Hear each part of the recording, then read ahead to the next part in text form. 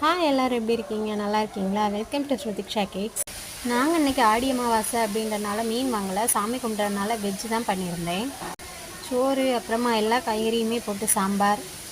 ஏற்கனவே நான் உங்கள்கிட்ட சொல்லியிருக்கேன், எங்கள் ஊர் எல்லா காய்கறியுமே போட்டு தான் சாம்பார் பண்ணுவோன்னு சொல்லிட்டு. அப்புறமா கொஞ்சமாக பருப்பு குழம்பு வச்சுருந்தேன். அப்புறம் கொஞ்சமாக ரசம் வச்சுருந்தேன். அப்புறம் அவியல் கூட்டு வச்சுருந்தேன். அதுலேயுமே நாங்கள் எல்லா காயுமே போட்டு தான் அவியல் கூட்டு வைப்போம். அவியல் கூட்டு வச்சுருந்தேன். அப்புறம் பீட்ரூட் பொரியல் பண்ணியிருந்தேன். அப்புறம் கொஞ்சமாக உருளைக்கிழங்கு பொரியல் பண்ணியிருந்தேன். இப்போ சேமியா போட்டு பால் பாயாசம் பண்ணியிருந்தேன்.